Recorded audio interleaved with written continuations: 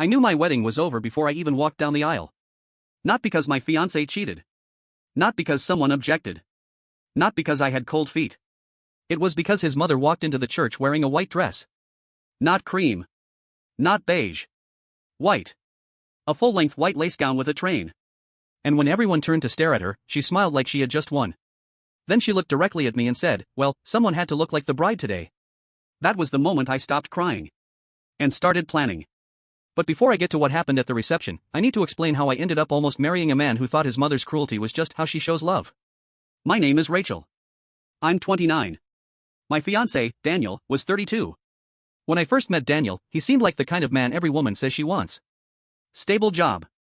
Good manners. Close with his family. He remembered little things. He brought me soup when I was sick. He called when he said he would. He made me feel safe. And after years of dating men who treated basic communication like a military secret, safe felt like love. 3 months into our relationship, I met his mother. Her name was Patricia. Daniel warned me before dinner. He said, "My mom can be a little intense, but she means well." I laughed because I thought he meant normal mother-in-law intense. Like asking too many questions. Or commenting on the food. Or wanting grandchildren immediately. I did not know he meant emotional terrorist in pearls. The first thing Patricia said to me was, "You're prettier in your photos." I froze. Daniel laughed nervously. His father looked down at his plate. Patricia smiled sweetly and said, "Oh, don't be sensitive, dear. I'm just honest." That became her favorite weapon. Honesty. Every insult was honesty. Every jab was honesty. Every public humiliation was honesty. And if I reacted, I was sensitive. At first, I tried hard to win her over. I brought flowers. She said lilies were for funerals. I brought dessert. She said sugar made people age badly. I offered to help with dishes. She said guests who hover in kitchens make everyone uncomfortable. Then if I sat down, she called me lazy. There was no winning with Patricia. But Daniel always explained it away. She's protective. She's from a different generation. She doesn't trust easily. She was hard on my ex too. That last one should have scared me. Instead, I told myself it meant the problem wasn't me. But sometimes, when everyone gets burned by the same person, it doesn't mean the fire is normal. It means nobody has put it out. A year and a half later, Daniel proposed. It was beautiful. Private garden. Fairy lights. A photographer hiding behind a tree. I said yes before he even finished asking. For 1 perfect hour, I was the happiest woman alive. Then Daniel called his mother. He put her on speaker. He said, "Mom, I proposed." There was silence.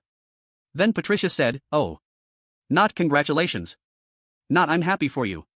Just, oh." Daniel's smile flickered. Then she said, "Well, if that's what you want." That should have been my second warning. Because no mother who loves her son says if that's what you want after he gets engaged. Unless she thinks the marriage is something being done to her. From that day forward, Patricia treated our wedding like a hostage negotiation. She wanted to choose the venue. She wanted to choose the flowers. She wanted to approve the guest list. She wanted her friends invited. She wanted a mother-son dance longer than our first dance. She wanted to sit at the head table. She wanted to give a speech. When I said no, she cried. When Daniel said no, she got quiet. And when Patricia got quiet, Daniel panicked. That was the cycle. Patricia would push. I would object. Daniel would try to stay neutral. Patricia would cry. Daniel would give in. Then he would come to me and say, "Can we just do this one thing for her?" One thing. It was always one thing. Except one thing became 20. First, she chose the cake flavor because vanilla is childish. Then she changed the flower colors because blush pink looks cheap.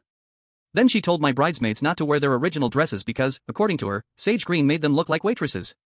My sister, who was my maid of honor, finally said, "Rachel, are you planning your wedding or auditing Patricia's fantasy?" I laughed. But I was exhausted. The worst fight happened over my dress. I had found the dress with my mom and sister. It was simple. Satin. Off the shoulder. Elegant. When I tried it on, my mom cried. My sister cried. I cried. It was the first wedding decision that felt completely mine. Then Patricia asked to see a picture. I didn't want to show her. But Daniel said, she just wants to feel included. So I sent one photo. 10 minutes later, Patricia replied. Are you sure? It's very plain. Daniel always liked women with a little more glamour. I stared at the message until the words blurred. Daniel saw it and sighed. He said, she could have worded that better. I said, she shouldn't have worded it at all. He said, don't let her get to you. I said, then stop letting her reach me. He didn't answer. 2 weeks before the wedding, Patricia invited me to lunch. Just us. I didn't want to go, but Daniel begged. He said it would mean a lot if we could start fresh before the wedding. So I went. She chose an expensive restaurant, arrived 20 minutes late, and ordered wine before saying hello. Then she reached into her handbag and handed me an envelope. Inside was a check. For £10,000. I looked at her, confused. She said, for the wedding. I said, that's very generous, but Daniel and I already paid for everything. She smiled. I know. This isn't for the wedding you planned. I didn't understand. Then she leaned forward and said, call it off. I thought I misheard. She said, you're not right for him. Daniel is kind, and you are ambitious. The way she said ambitious made it sound like a disease. I pushed the check back. She didn't touch it. She said, I know girls like you. You find a good man, then slowly separate him from his family. I said, I have never asked Daniel to separate from you. She said, not yet. I stood up. My hands were shaking. She said, 10,000 today. 15 if you end it quietly. I looked at her and said, you can keep your money. She smiled. Then I suppose we'll see how long he chooses you when things get difficult. I left the restaurant without eating. That night, I told Daniel everything. I expected rage. I expected disgust. I expected him to call his mother immediately and tell her she had crossed a line so big there was no walking back. Instead, he sat on the edge of our bed and rubbed his face. Then he said, maybe she panicked. I stared at him. Panicked? He said, I'm not defending it. But he was. That's exactly what he was doing. I said, your mother tried to pay me to leave you. He said, I know. It's awful. I said, then why do you sound annoyed at me? He said, because now I have to deal with this right before the wedding. That sentence broke something in me. Not enough to leave. Not yet. But enough that I started paying attention. Because before that, I thought Daniel failed to protect me because he didn't see what was happening. That night, I realized he saw it. He just hated consequences more than he hated my pain. 3 days before the wedding, my sister asked me one question. Are you happy? I said yes too quickly. She didn't believe me. She said, no, Rachel. Not are you excited? Not do you love Daniel?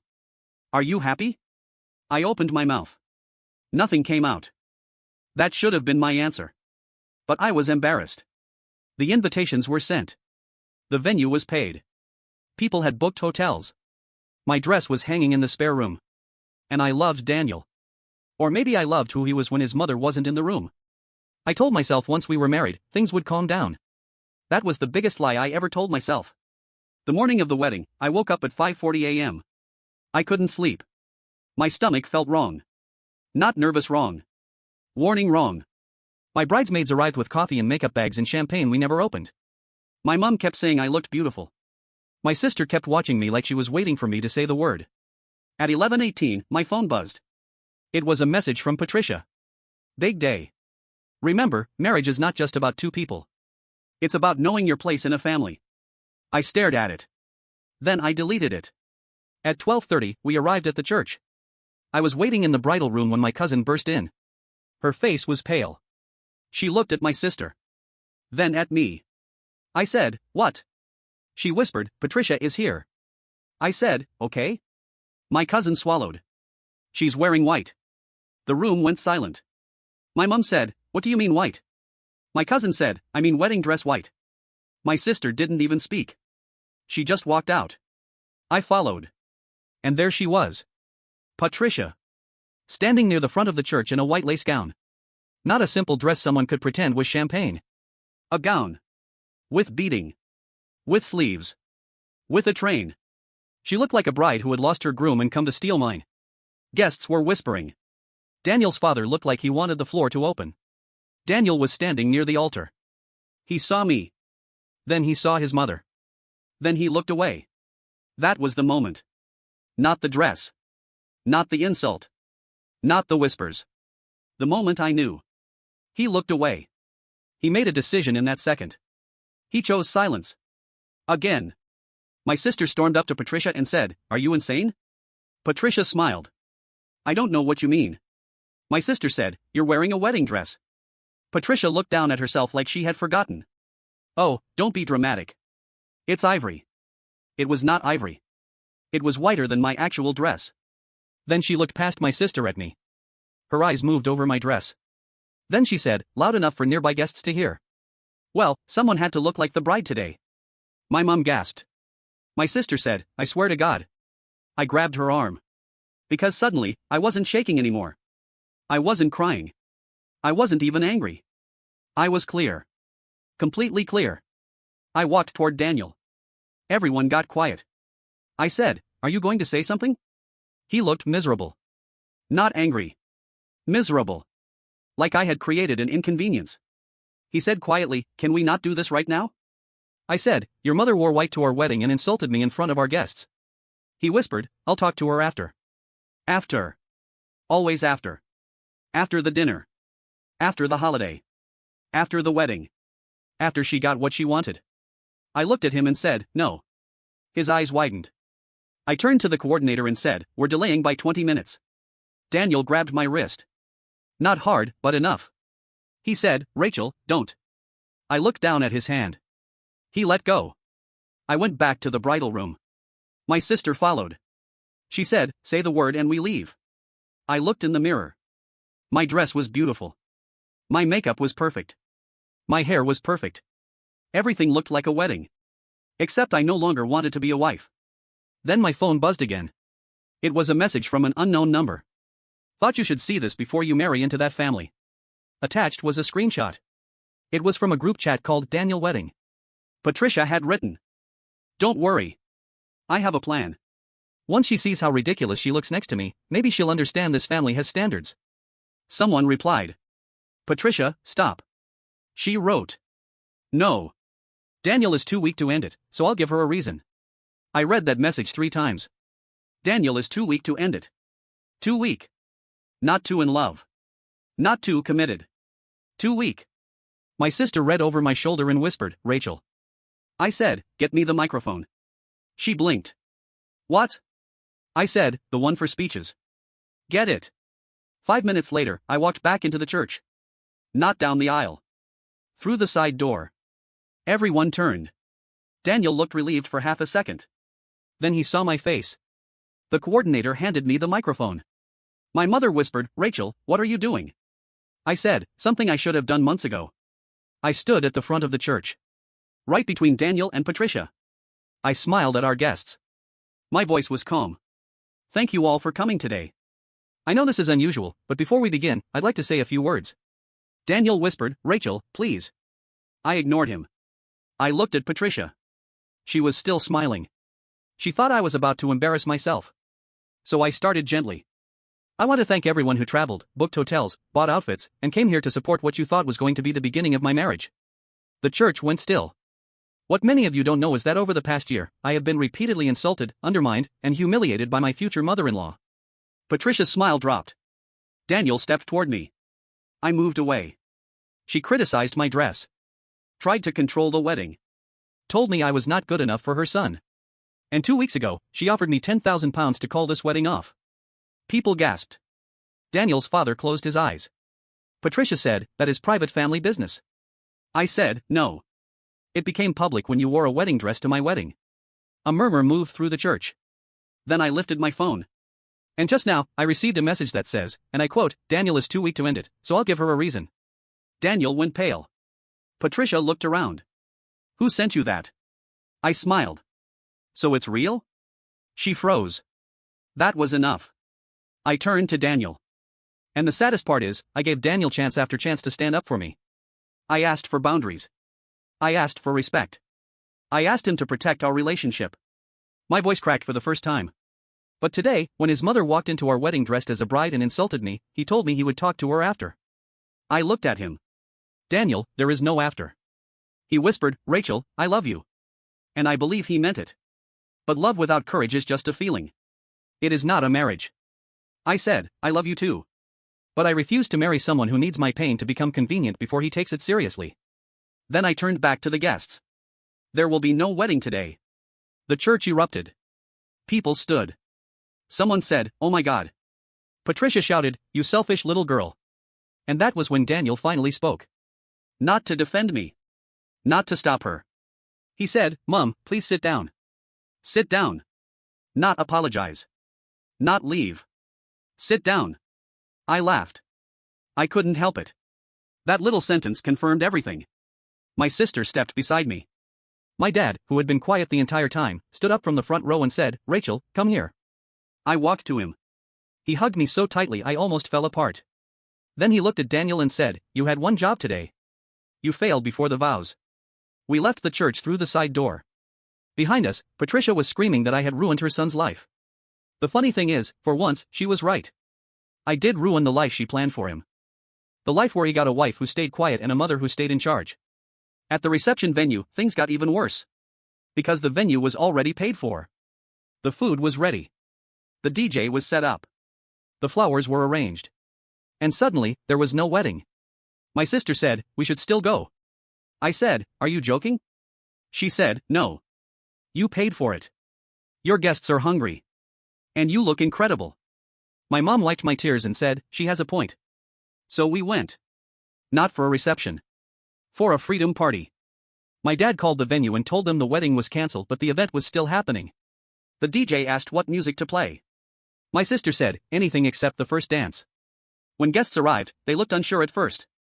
Then my uncle walked in, raised a glass, and said, "To dodging bullets." Everyone laughed. And just like that, the mood shifted. People ate. People drank. My bridesmaids danced. My cousins took photos with me. Someone changed the cake topper so the bride was standing alone. I should have been devastated. Part of me was. But another part of me felt lighter than I had in months. Then Daniel showed up. Without Patricia. His tie was loose. His eyes were red. He found me near the bar. He said, "Can we talk?" My sister immediately appeared like a bodyguard in heels. I said, "It's okay." We stepped outside. For a moment, he looked like the man I fell in love with. He said, "I'm sorry." I waited. He said, "Today got out of hand." And just like that, the man I loved disappeared again. I said, "Today didn't get out of hand. Your mother got out of hand, and you handed her the steering wheel." He rubbed his face. I was trying to keep the peace. I said, "No, Daniel. You were keeping your peace. Mine never mattered." He looked hurt. As if the truth was unkind. He said, "You embarrassed me in front of everyone." I said, "Your mother wore a wedding dress to our wedding." He said, "I know." I said, "Then why are you still more upset about my reaction than her behavior?" He didn't answer. Because there was no answer that made him look good. He said, "We can still fix this." I shook my head. "No. We can't." His voice broke. "So that's it?" I said, "That was it the second you looked away." He cried then. Real tears. And I hated that part. Because I still loved him. That's what people don't understand. Leaving someone doesn't always mean the love is gone. Sometimes it means the love is not enough to survive the disrespect. He asked if I was really ending everything. I said yes. He asked what he was supposed to tell people. I said, "Tell them the truth for once." He left. I went back inside. My sister handed me a glass of champagne. She said, "To the bride." I said, "I'm not a bride anymore." She smiled. Exactly. The next few weeks were chaos. Patricia told everyone I had staged the whole thing for attention. She said I was unstable. She said I had humiliated a grieving mother. I'm still not sure what she was grieving. Control, maybe. Daniel sent long messages. At first apologizing. Then blaming. Then apologizing again. He said his mother had always been difficult. He said he didn't know how to stand up to her. He said he needed therapy. He said he wanted another chance. And maybe, in another life, I would have given him one. But then I remembered the church.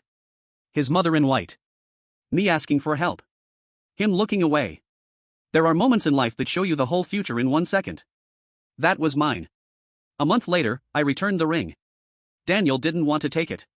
He said it belonged to me. I said, no. It belonged to the version of us that almost existed. He cried again. This time, I didn't. 6 months later, I heard through mutual friends that Daniel had moved into his own flat. Away from his mother. He had started therapy. He had limited contact with Patricia. Part of me was happy for him. Part of me was angry that he finally learned boundaries after losing me. But that's life sometimes. You become someone's lesson after begging to be their priority. Patricia tried to contact me once. She sent a message from a fake Facebook account. It said, "You destroyed my family." I replied, "No, Patricia. I just stopped auditioning for a role in it." Then I blocked her. Now, almost a year later, people still ask if I regret canceling the wedding so publicly. The answer is no. I regret not doing it sooner. I regret every dinner where I laughed off an insult. I regret every time I apologized just to end an argument. I regret mistaking Daniel's kindness for strength. Because kindness is easy when nothing is at stake. Strength is what someone shows when defending you costs them something. Daniel was kind. But he was not strong. And Patricia knew that. She had spent his whole life teaching him that her comfort mattered more than everyone else's dignity. I almost married into that. I almost made it my future. But Patricia made one mistake. She thought wearing white would make me feel small. Instead, it made everything clear. So yes, my fiancé's mother tried to ruin our wedding. Yes, she wore white. Yes, she insulted me in front of everyone. But she forgot one thing. I had the microphone. And for the first time in that relationship, everyone heard me.